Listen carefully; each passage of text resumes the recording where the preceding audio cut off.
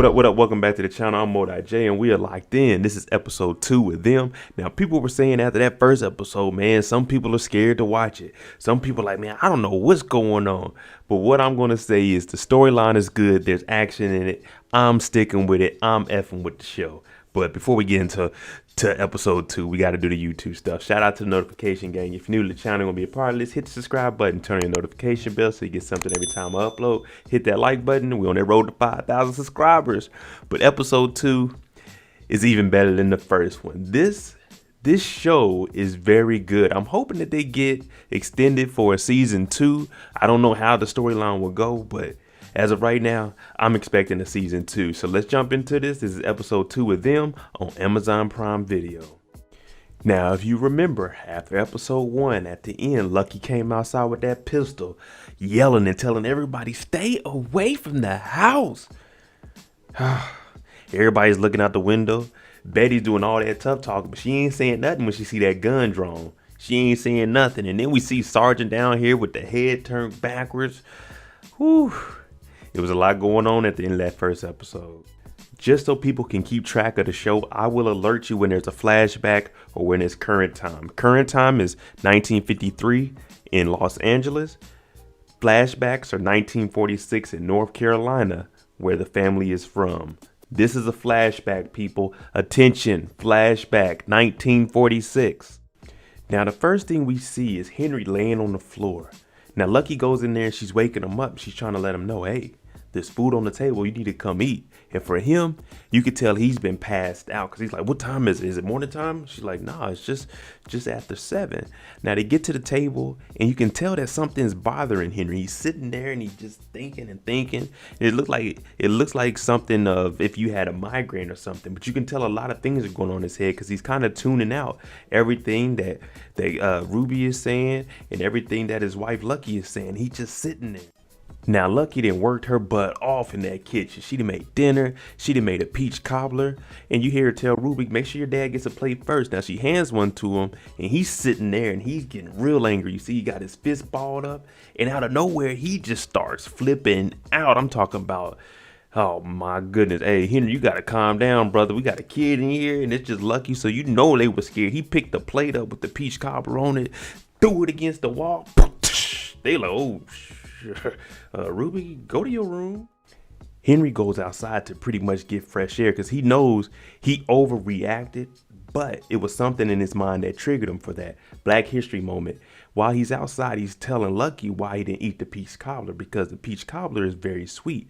Now, Black soldiers weren't quote unquote military ready or battle ready, so they performed experiments on them.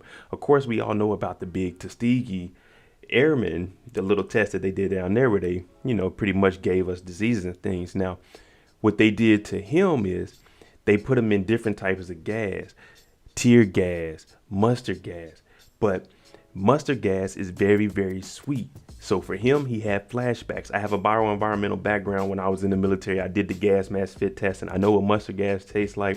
And trust me, you don't want it in your face, nothing. But for him, he's like, I don't want anything that's sweet because it brings back, and that triggers his PTSD from being in the military and having those experiments. So the biggest thing that really hurt Henry about this is his daughter made him a pie and he couldn't even eat it just because of his PTSD and knowing how that mustard gas tastes. Now he asked Lucky if she gonna tell her that, and Lucky, being a good woman, a good strong Black woman, holding down her man even when he's at one of his lowest points, says, nah, we'll tell him together. That's how you do it. We need more strong Black couples like this. Later on that night, they're laying down. I'm downstairs on the couch asleep. I don't know what's going on, but Henry and they're listening. What is that noise? So they get up and everybody starts looking around the house, him and Lucky, and then he gets downstairs and he's like, where's that noise coming from? Now, mind you, they're in North Carolina in 1946. It's dark as hell. Y'all seen the first episode, the opening scene. It's just a random white lady out there with some dudes. So you out in these woods, you got to be prepared for anything. Whew. Henry goes outside, and fortunately, all it is a little dog out here. And who is this dog? This dog is named Sergeant. We're going to name him Sergeant. Yes, sir. Unfortunately, Sergeant dies in episode 1, but 1946 is when they got Sergeant. So they had Sergeant for about 7 years. Alert, current day, we back in LA. Now, the police then showed up. They got guns drawn, they got their little revolvers, their little 6-shooters, because they heard there was a Negra outside with a pistol screaming. So you know these white cops, they ain't playing around with that. They at the door pounding and pounding and pounding like, boy, you better open this door up. Because you know what they really want to do. They want to just pop, pop, pop.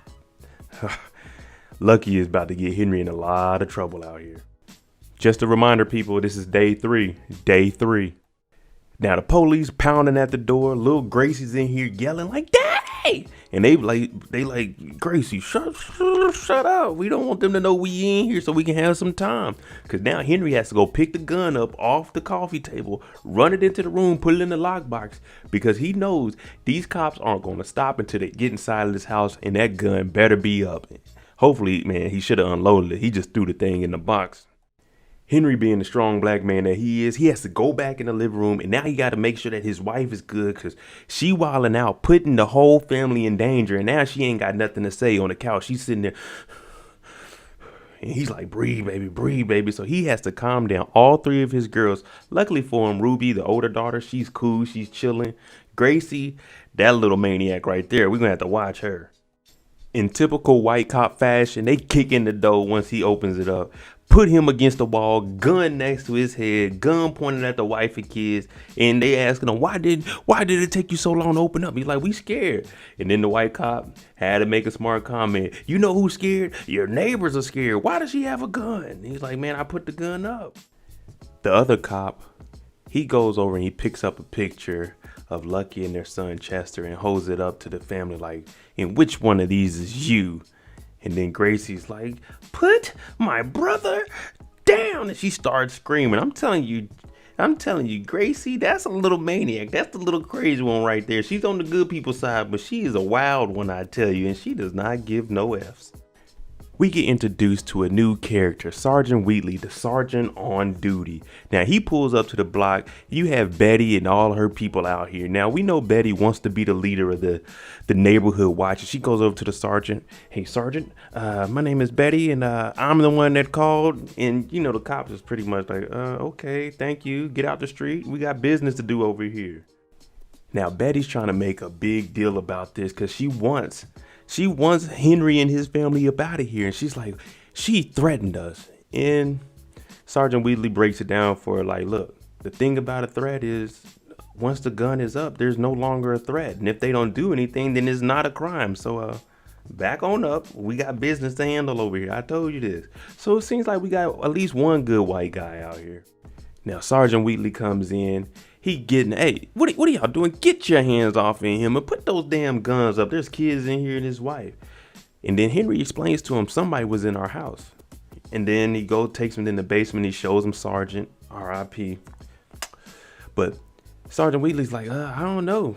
It looks like one of your windows is broke, but I'm not sure if anybody could crawl through here. You might want to just get this checked out. Maybe it's an animal or something. But other than that, I don't see anything else that's wrong or what could have happened to your dog. Sorry about it. Now, we know what we seen in episode 1. There was somebody at that table with that dog collar. So Sergeant Wheatley wants to know, does your wife get the morning newspaper with a loaded firearm every morning? Henry couldn't answer anything. Now, back upstairs, Gracie's like, are you guys going to get the lady that killed my dog? So Gracie seen the lady and she got choked. And now the cops are like, there was somebody else in here. Why didn't you say this? Now Lucky's trying to say, oh yes, there was a lady. She may have broke in. She grabbed my daughter's neck. But when they look over there, there's nothing on the kid's neck. It's gone. And Gracie's like, no, Miss Vera, she did it. And now the cops, they're looking at the family like, y'all are a little weird. And it doesn't make it any better because they're black. So they're probably thinking black people, they really are weird. We don't just make that up. But we know what we've seen in episode 1. The last thing the sergeant got to say before he gets out of there, hey, Henry, make sure don't none of this dumb stuff happen anymore. None of these hijinks that you guys pull. We're trying to keep an organized neighborhood because East Compton is not that type of neighborhood. Now, I can only imagine what's going through Henry's head, because if you look at Henry, he's in the backyard digging a hole to bury Sergeant in. Now, he has on slacks. He has on a good white shirt that he was probably going to wear to work that day. But now he's burying a dog, dirty as hell. You know it's hot. And Lucky comes out and he's telling her, listen, tell our daughter to stop talking like that and telling white people that she's seeing some imaginary person, because it's going to make her look bad. Just like I was saying, the cops are probably thinking, yeah, black people really are weird. So Henry doesn't understand that they may have actually seen something and there was a scar on the neck. All he's saying is, look, I'm here, I have a job, I'm trying to keep this house that we bought, I'm trying to give us a better life. So this is where they're going to collide, because if you haven't seen this paranormal activity, all you can do is say, man, y'all tripping. Let's just chill out. I still got to go to work. I'm going to be late anyway. Henry had to drive his daughter to school because she may have missed the bus. Now, when he gets there, he tells her just like Calvin told him when he went to his first day at work. Go in there and show him how we do. But before Ruby gets out, she's like, what about mom? She's going crazy. And he's like, hey, don't talk about your mom like that. She's just going through some things. But Ruby, she's seeing it and she's like, man, mom really is tripping. She's out here wilding out, dad. She talking to the cops like that. And he's just trying to keep her calm. Like, hey, just go to school. I'll worry about your mom. Lucky takes Gracie and they're like, we're going to go downstairs. We're going to fix the window while dad is gone. They get downstairs and she tells Gracie, hey, stay right here. Don't go anywhere. You know how that always turns out. Of course, Gracie walked off. You in this basement, you know you're supposed to have her hand at all times.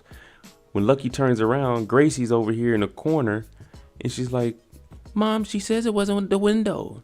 And Lucky says, who said that? And then she points. Here we go again. Lucky walks over there and Miss Vera's, she's really there. And she comes up on Lucky and she gets in her face and then she touches her face. And you know she's probably heart beating, probably lost breath. Like, oh Lord, what the hell is this? She grabs Gracie, they run upstairs and they in the kitchen and she tells Gracie, you got to promise me that you won't tell your dad nothing about this. Gracie said, did you see her, Mom? And Lucky's like, nah, I ain't see her. But I felt her. So just promise me you don't tell your dad, because he worked hard to get this house. I know she's scared as hell. At that moment, I would have called Henry. I don't know how I get in touch with him. Don't know his work number, no nothing. We got to move. We got to move. Oh, Betty. She's over here stirring up the pot again. She goes across the street to Midge's house and she sees like, damn, it's a new car out there. What's that? The 54 Cadillac? Okay, what is this? She goes in there and Midge is in here talking about she's on some diet where you got to eat 8 eggs. 8 eggs. Am I saying that right? 8 eggs. 8 eggs a day to lose weight. And Betty's like, I'm not trying to hear that. That lady had a gun. And Midge tells her straight up, like, well, we're actually about to move out the neighborhood. My husband got a promotion. We're about to head up out of here. So Betty's looking like, wait, y'all ain't tell us nothing like this? And it's like, it's not our job to tell you when we get a promotion, but we're getting up out the neighborhood. It's turning a little too black, Betty. I'm getting up out of here. Black history lesson. No Negroes, says Chicago neighborhood. Now this article is saying this is what Betty wants to do in their neighborhood. But if you let black folk get comfortable in their neighborhood, they'll make phone calls and more blacks will start moving in and eventually the whole street will be black. So she's trying to tell Midge to tell her husband to read this at the homeowners association meeting, pretty much to try to get rid of the Emery family. They're trying to use the same tactics that they use in Chicago, which they use in a lot of American cities to try to keep blacks and prevent them from moving into the good neighborhoods. Now, Henry's at work and he's just sitting there zoned out like, golly, what the hell? It's only 3 days here and I got all this going on. Police at the door. I got to go to work. Wife tripping, kids wilding out, dog dead. But the guy across from Gary, he's like, look, man, you better act like you working, man. At least push your pencil. And he shows him, I'm doing a crossword. Then all of a sudden, the boss, doom, doom, doom. Hey, you black fella, come on in here. Oh man, whenever that boss calls you in, even if you ain't did nothing, the boss calling you in their office, I always assume, well, Mo about to get rolled up for something. What the hell have I done? Mr. Burks calls him in the office and he's talking to Henry. He's pretty much letting him know, like, I have love for all people. I don't really discriminate against each other, but as you can see, we don't have too many blacks in here. And Henry, he does this. And he looks around like, oh, I didn't notice. And this opens up Mr. Burks and he starts laughing like, oh, okay, you got jokes. But he starts talking to him about where he's from, and he says, "You're from Georgia," and he's like, "Nah, North Carolina." He's like, "Oh, same thing, whatever." But he kind of opens up to him. But then things start to take a little turn. He asks Henry, "What's wrong? You're not gold bricking me, are you?" Meaning just sitting there looking good, not doing anything. Henry's like, "Nah, honestly, sir, my dog died." And this also connects with Mr. Burks. Mr. Burks, he starts pretty much getting sad. Like, yeah, we had a bad dog. It died on us. His hip was bad. We had to take it on out back. But then he got back into it and was like, "Henry, you can play hurt, but get back in the game." And he hands him a folder like, "Hey, get this done." Henry opens it up. He said, "Did I tell you to open that? Yeah, go ahead and close that. But get it done by lunch." Gets Henry up out of here. Henry walks down the hallway. He goes to the furthest bathroom he could find, takes his glasses off, puts the folder down, grabs a lot of napkins, and goes in one of the stalls, looks around. And he starts yelling, "You got to get that out your system." Me personally, I would have went out to the car, smoked a cigarette, chilled for about 20, 30 minutes. Because, you know, me, I got to take an extended break in whatever I do. But he went in the bathroom because it's just all building up on him, bruh. Ruby's in class, and it's like a literature class. And the teacher asks, "Who wrote this book?" And it turns out no one in the class knew. But, of course, Ruby did, because she's showing them how we do. She raises her hand and she gives the right answer. And then all of the white kids in there, they all start doing monkey noises, banging on their chests and stuff. And can you believe the teacher wrote her a note? She told her to come up front, and she writes a note to go to the office. And it says she was the one disturbing the class. I can only imagine how this was for blacks going to schools. Now, my dad was one. He went to a segregated school, and then he went to a non-segregated school once he hit high school. And it was bad, he said. But for a girl, and you know you can't really fight back or nothing, man, I bet that was the worst. The tension slip. Ruby Emery distracting the class. Really? Distracting the class for giving the right damn answer. Now, I had some racist teachers when I went to school, but damn, wasn't never like this. While Ruby's in the principal office, some white girl sits next to her in all pink, and she looks at her and says, "Oh, you're such a gem, aren't you?" Then she tells her, "Oh, you used to have such a pretty face for a colored girl." So for Ruby, it's like at least somebody's talking to her and being nice. But me personally, I would have looked at it like, "Nah, you one of them. I ain't buying into it. Don't even talk to me. I ain't got nothing to do with it." But when you're isolated like this, you need at least somebody you can connect to. And at least this lady talked to her. Well, this girl talked to her. So every time she sees her, she can at least smile and at least wave at somebody at school, and she's not alone. Lucky and Gracie go down to the little local hardware store, and la-dee-dee, la-dee-da. They go inside. Old man's in there. Gracie's like, "Yeah, we're going to help our dad fix a window while he's at work." He's like, "Well, you came to the best window shop ever." And Lucky tells Gracie, "Let's get our stuff and get on out of here, but no candy." Once again, Gracie walks off, and now Lucky's like, "Oh, shoot, where'd she go?" "Gracie?" She walks to the back, and she comes up on these axes, and the music plays. "Ready or not, here I come. You can't hide. I'm gonna find you." And now Lucky starts having a daydream. The shop owner ends up next to her and is like, "You interested in these axes? If some bitch killed my dog, I'd get an axe and get real curious." And then she snaps out of it, and Gracie's there. So Lucky's about to go on a rampage. She got that gun, and she's trying to get an axe now. They better watch out on that block.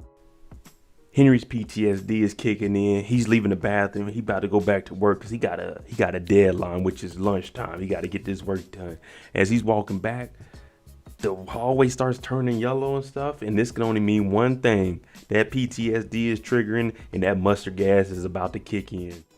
Now he's just starting to have visualizations. He's hallucinating. He's starting to see bodies that are overexposed to different kind of chemical warfare, because what these chemicals do, they attack your lungs first, and it's going to eat you from the inside. But these chemicals also burn your skin. Now, you can feel the skin more than you can within your chest, but believe me, the stuff attacking your lungs is 10 times worse than the skin.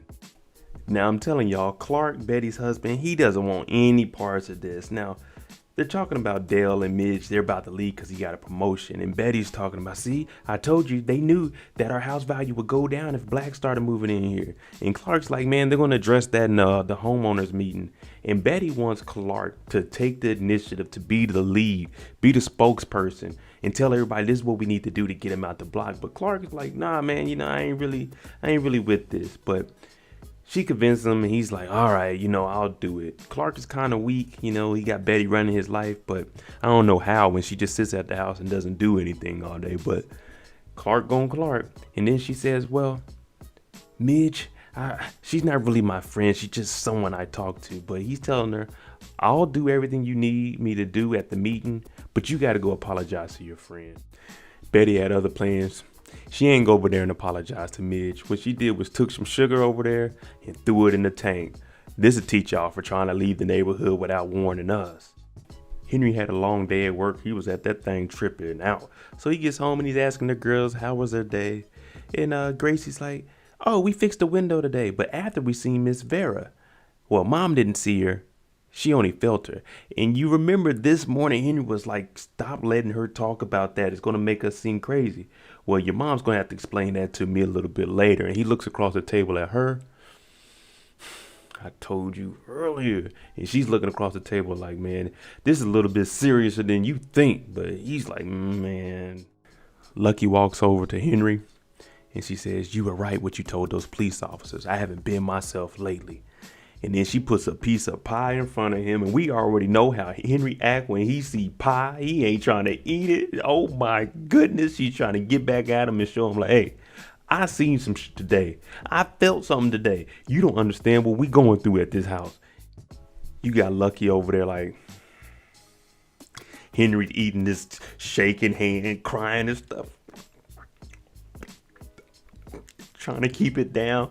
He starts crying, and then all of a sudden you look across the table and Lucky starts crying because she knows that she's hurting him. But she's like, man, this is serious here. You got to believe me because I believe in you.